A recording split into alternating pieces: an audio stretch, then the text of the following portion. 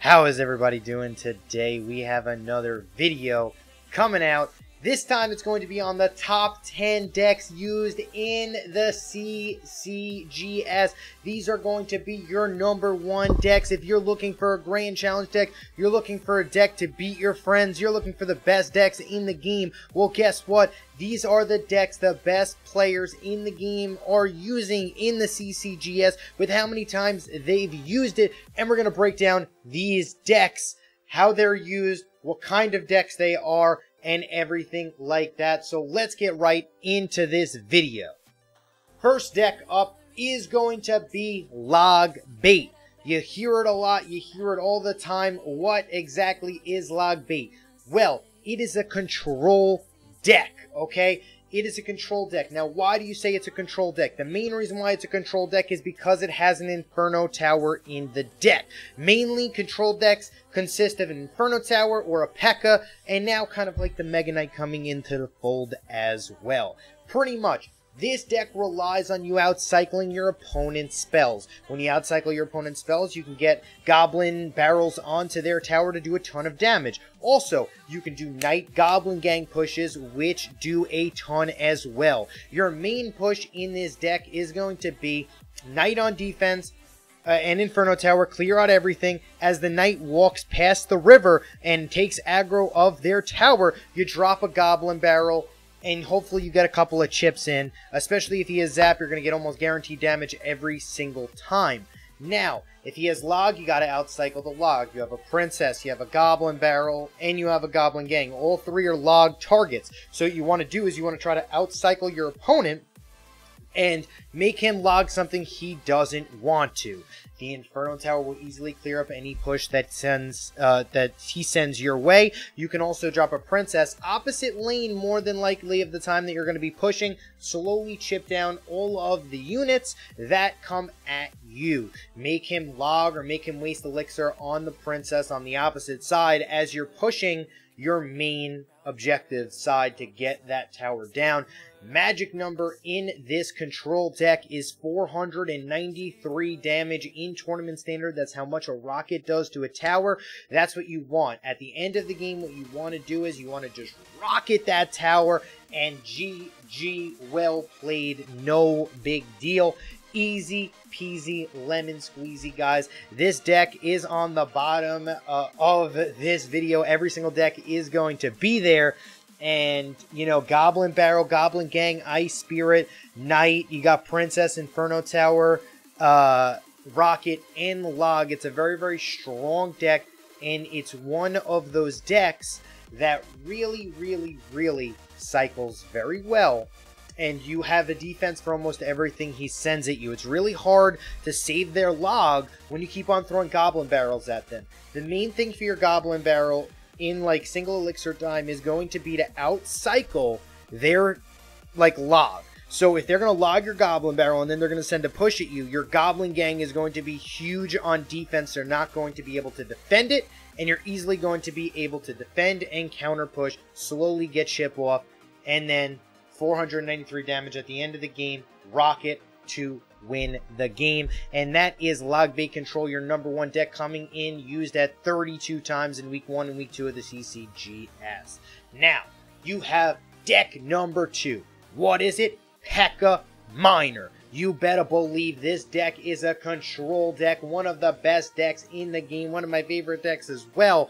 It relies on the Pekka. Once again, another control deck. Why? Because it has a Pekka in the deck. Almost all Pekka decks are control.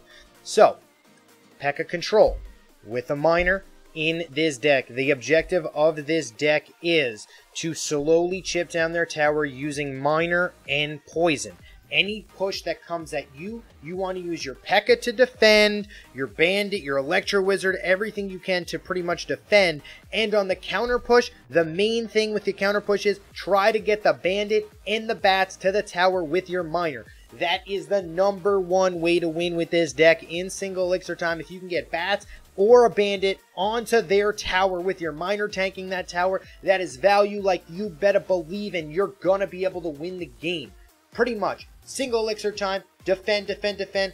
throw out the miner with the on the counterattack with the bats or the bandit. Try to get that value. Try to get the tower. If you connect on the tower in single extra time and really punish him, you'll be able to win this game. Be very patient. Use your Pekkas on defense if you need it. If they have a Hog Rider, a Giant, a Golem, a Mega Knight, and a Pekka of their own, use your Pekka on defense, then counterattack with the miner, with the bandit, with the bats. You never really want to go all in on this deck, ever really, because it's a very control-oriented deck. So you don't want to drop your bandit and your bats as your miner's coming in to drop to 0 elixir on a push, unless you know they have absolutely nothing to defend it. You always want to have elixir in this deck, and you want to just slowly chip them down into victory. And you kind of want to, you know, just a slow chip. Get the poison off. Magic number in this deck, poison value, 240. GG, well played. Let's get into deck number 3 now. It's the Hog Pekka. Pekka Hog control deck, guys. This is used 12 times just like the deck before it. One of the best decks in the game as well. It is actually the deck that I used to qualify for the CCGS 20 wins. I got 20 wins with this deck. This deck was value. It relies on Hog Rider slowly getting to the tower. Ice Golem, Hog Rider slowly getting to the tower. Now, you might say, wow, Enchatin, this deck really doesn't have a log. What am I going to do versus log bait? Doesn't have a log, we're kind of in trouble. Well, good news is it has goblins. 2 ways you can play goblins. You can play goblins really early in the back of your tower, right in the back of your tower, as far back as you possibly can on your tower. They'll slowly walk up and it'll be like this. So it'll catch both goblins on either side and the goblin in the back. The safest play to do, though, is to drop your goblins on the outer side of the tower. Now, what do I mean, outer side of the tower? Pretty much every single goblin barrel, always the inner goblin, okay, the one closest to your king tower, will always get targeted first. Okay, so on the inside between both of your princess towers will always get targeted first. So what you want to do is you want to drop your goblins on the outside corner edge. Okay, the furthest on the arena in the back, you want to drop them there. They'll get both of them. They'll get the back goblin and the goblin on either the right or the left side, depending on, so let's just say that where this knight's coming down, you're watching this knight come down right now. So if that goblin barrel was played in that lane, you would place your goblins on the back right tile of that princess tower, and you'll only take 1 shot from the goblin barrel. No big deal right there. That's how you're going to deal with goblin barrels with this deck. Also, you can drop your Electro Wizard perfectly placed right on the princess tower. When the goblin barrel comes down, it actually, if you do it right and you get it correctly, you'll actually be able to stop pretty much all the damage. You'll only take like 1 hit with the Electro Wizard. Okay, you'll drop it right on the princess tower, and because what happens is when the goblin barrel hits on your princess tower, it splits into 3, but it goes into the middle first and then splits out. So you have the range. A Mega Knight can land on it and kill it all, or an Electro Wizard can come and stun them all and take them all down to 1 hit range. Now, pretty much this deck, Ice Golems and Hog Riders at the river trying to get chip. You have the lightning for the Inferno Towers. You have the zap for the bats.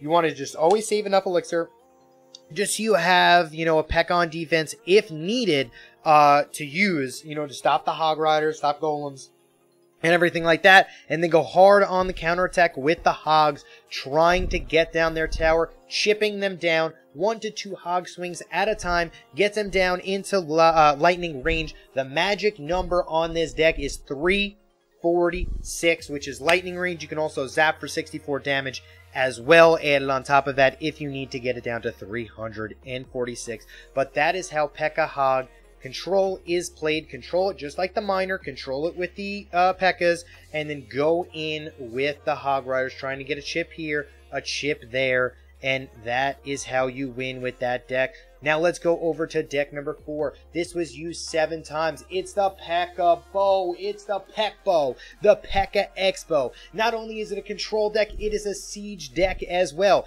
What is a siege deck in chat? Well, I got you covered. A siege deck is any deck that has the ability to kill you from across the river. So you're watching actually a siege deck right now from Gromish in the game. What it is it is any building, or even I guess you can consider kind of a princess, semi-siege, but not really. It's never really used as a siege kind of card. But any card that can be used on your side of the river and attack their princess tower. Okay, so you can win the game from your side of the river. You don't even need to really connect with any unit. The Expo locking on your tower is going to be the #1 way you win with this deck. Pekka on defense to shut down everything, to keep everything off of your Expo. Electro Wizard, one of the best defensive cards in the game, as well as archers just to defend. You have Ice Golems to place in front of your Expo if they're trying to get there, with Goblin Gangs, with Knights, with Mega Minions, with Mini Pekkas, anything. Ice Golem. Ice Spirit, you have Ice Spirit archers you have for minions, minion hordes. Amazing way to do that. You have Fireball as well. Just trying to chip it down. Magic number in this deck, 229 for your Fireball to come in. You can also log as well for 98 damage. So you can... whoops. 96 damage. I'm sorry about that. I had like I was like, oh no, oh no! So yeah, 96 damage from that. You have 229 from your Fireball. If you need to get the tower down more, you can always log to get it down to your magic number. 229 on one tower. You want to keep this into a one tower game. You do not want to lose a tower. If you lose a tower, it's going to be really hard to win with this deck. But this is the Pekbo. This is coming in at #4 best deck. Let's go over to #5. #5 best deck, Pekka Miner, guys. This Pekka Miner is a little bit different than the last Pekka Miner. The last Pekka Miner had bats in it. So let's take a look at whoops. Let's take a look at the last Pekka Miner deck that we took a look at before. You see how this had bats, it had goblins, it had bandit. Well, guess what? This one doesn't have goblins or bats. What it has instead is, look, doesn't have goblins, bats, doesn't have goblins and bats. It has Ice Spirit and minions instead. Now, what is the main thing about this deck? Well, this deck, exactly like the other deck, is played exactly the same. You cycle miners, you continue to just chip down the tower, you control the game with Pekka. Okay, so you control the game with Pekka. Now, once again, main thing is, try to get your minions to the tower with a bandit and a miner in single elixir time to really punish them before double elixir time comes in, because that's when mainly double, beatdown decks and everything really start to ramp in. So you really want to take advantage of single elixir and really just chip them out very slowly throughout the game. Minions, Ice Spirit as well, just to, slowly take down minion hordes and everything like that, and bats. This deck is really great, just like our second deck, in just slow chip, control the game, especially with the Pekka and everything like that. So you kind of want to play this deck exactly as deck #2, which we were going over. But let's get into our 6th deck. This is going to be a Mega Knight Hog deck, kind of played the same way as the Pekka Control Hog, but it's got a little bit of different variants. It's got a Mega Knight and it's got an Inferno Dragon. Inferno Dragon, one of the best cards in the game to take down Mega Knights, to take down Pekkas, to take down Golems, to take down Giants, to take down anything that's big, heavy, and costs more than 6 elixir. Or 5 elixir if you are a Giant. But there's not many very Giants in the meta, actually. There is no top 10 deck used with Giant. So, this deck, once again, Hog Riders getting to the tower is the main way to win with this deck. Mega Knights on defense, trying to just slowly get damage off with Hog Rider here, Hog Rider there, Hog Rider here, Hog Rider there. Fireball range 229, your magic number on this deck to fireball them out. Inferno Dragons on defense to clear out all the big units. If they have 3 Musketeers, you can drop that Mega Knight right on them. Just decimates everything. Mega Knight also decimates bait, so that kind of makes up for the fact that you have Zap instead of Log in this deck. Mega Knight jumps over everything to get to... ooh, that was a really close game. To get to the Inferno Tower, to get to the Goblin Gang, to get to, the Goblin Barrel. It really takes care of everything as far as that is concerned. It is amazing. It is an amazing card, especially versus bait, which this deck, kind of doesn't have a log. So it kind of makes up for it in that aspect. Now, this deck, Bats and Goblins. Now, let me tell you something about Bats and Goblins, a little secret and a little trick. Now, if they have a Hog Rider versus you and they don't have an Ice Golem, and you have, or even if they do have an Ice Golem, and you have Bats and Goblins, the best thing to do with this is say they have a Hog Rider coming down your lane naked, just a Hog Rider alone, and they have a log.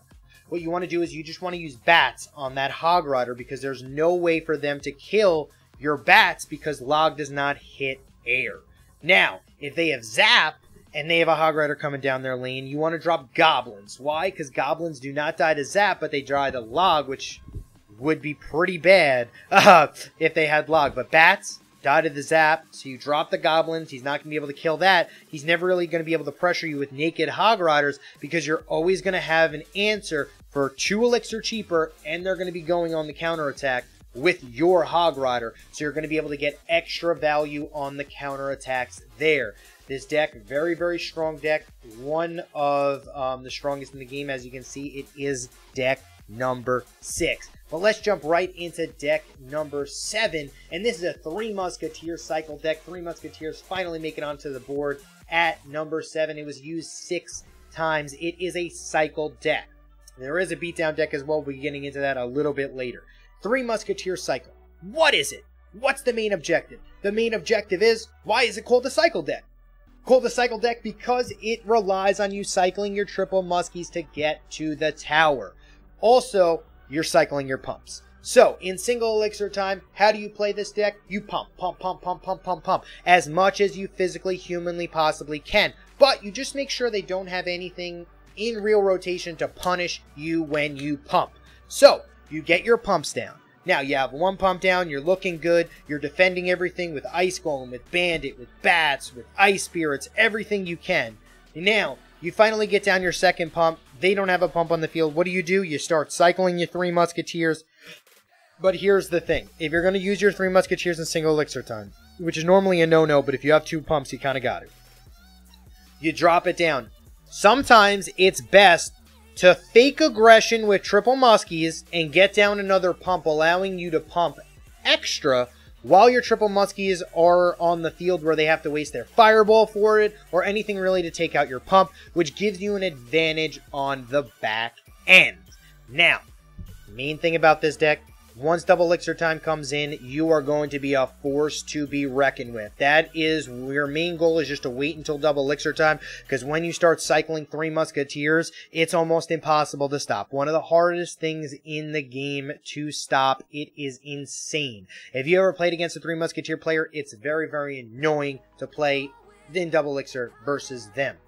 So, this deck, 3 Musketeer cycle. Main objective, get down your pumps in single elixir time, protect your pumps, then when double elixir time comes in, that is when you start your pounding. That's when you start just dominating towers left and right. You want to try to keep your towers as healthy as humanly possible in single elixir time, because once double elixir time, you're coming in, and you're coming in strong, and you're definitely going to take care of business. 3 Musketeers is your win condition in this deck, so you definitely want to make sure that you wait until you have enough elixir to use these 3 Musketeers before you drop them and punish your opponent.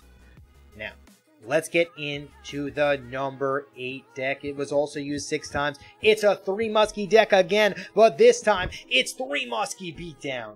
Whoa, 3 Muskie Beatdown, Enchatin. How can 3 Musketeers be beatdown? Now, a lot of people might be even saying, 3 Musketeers is a beatdown deck? I don't know, Enchatin. Well, I had to go to Esley himself, one of the best 3 Musketeer players in the game himself, to ask him this question.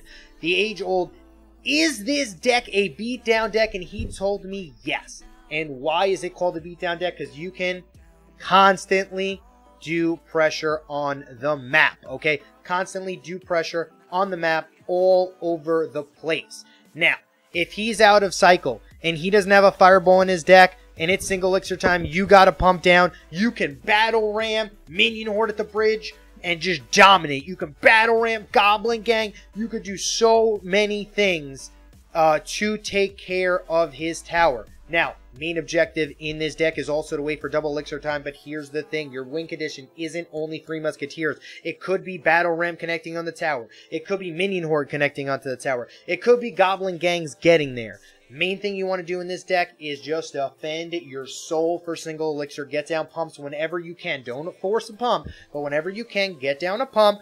Let's just say if they have to use their fireball for your Minion Horde or your Goblin Gang, try to outcycle their spells with your Minion Horde and your Goblin Gang, that way, and your Bandit, so that way you're able to pump up in single elixir time and then dominate. What I'm talking about is I'm talking about Battle Rams at the bridge, 3 Musketeers, everything you got. Not obviously at the bridge 3 Muskies. Don't kick that out of control. 3 Muskies in the back. Just slow pushing them. You got Battle Ram, you got Minion Horde, you got Ice Golem on the other side with Goblin Gang. You got a lot of ways to win. You just got to make sure what are their spells. If they have Zap, your Goblin Gang is going to be huge all game. If they have Log, your Goblin Gang is going to be taken down a little bit. Hopefully try to outcycle their Log by using your Battle Ram. So they have to log your Battle Ram. That way your Goblin Gang could come in and take care of business there. So, now, this deck, amazing deck as far as beatdown is concerned. And the reason why it's beatdown is because you have a lot of ways to win and you can really pressure your opponent. Say if he pumps in the early game, right? And you Battle Ram Minion Horde right off the bat. Or Battle Ram Goblin Gang right off the bat. And they don't have an answer for it. They don't have a fireball or anything like that.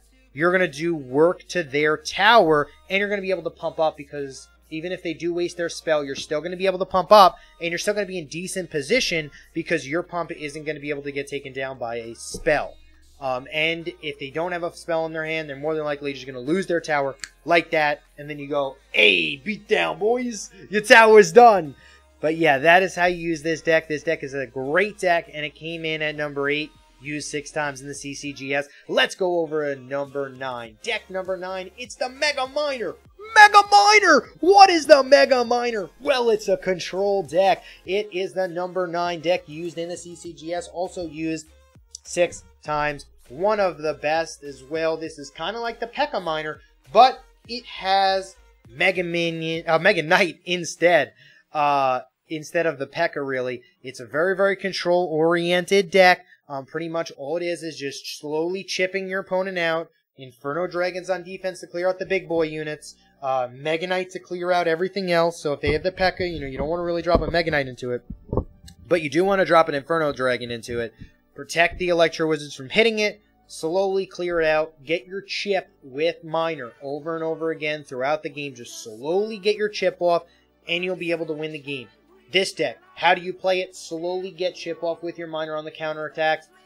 Best thing to do is, once again with this deck, if you can somehow get a counterattack with your Bandit and your Bats, just doing damage to his tower, killing his tower early, or doing a ton of damage early on in single elixir time is how you win with this deck very easily. It is also a control deck, so even when double elixir time comes in, you can still easily control the game. Just slow play it. You want to play this deck very, very slow. Every Miner deck, you kind of want to play very, very slow, and just slowly, methodically chip them out.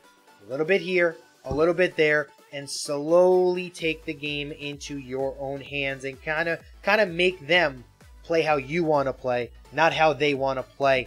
And you can do that by using the Mega Knight, by using the Inferno Dragon on defense. Don't overcommit. Slow play it, and you'll be able to easily achieve victory with this deck. This deck is a great deck.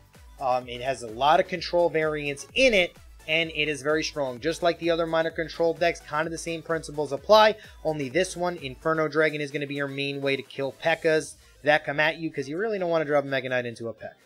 Now, we're going to go on our last deck, number 10, coming in from the CCGS. What list would not be complete without the LavaLOON? LavaLOON Beatdown, number 10. It was used 5 times. Now, anytime you see a tombstone in this current meta, more than likely, what it's going to be is it's going to be a Lava Hound deck. Tombstone equals Lava Hound. Simple as that. Pekka equals control. Tombstone equals Lava Hound. LavaLOON, though, one of the staples of this game since it came out. It kind of lost its luster a little bit recently, but it's still very strong. And it's showing up in the CCGS. 5 times, can't complain about that. LavaHound Balloon. Oh my goodness, this deck is value. Now, how do you want to play this deck? You want to just get to a position where you're easily able to drop a LavaHound. Now, if they have a Hog Rider in their hand or anything like that, or in their deck, you want to try to get that Hog Rider off the map. Once that Hog Rider is out of cycle on their hand, drop your LavaHound and just slow roll. Drop the family behind it. You got the LavaHound coming out, you got the Mega Minion, you got the Minions. Now here's the thing. Minions mainly used to stop Inferno Towers in this deck.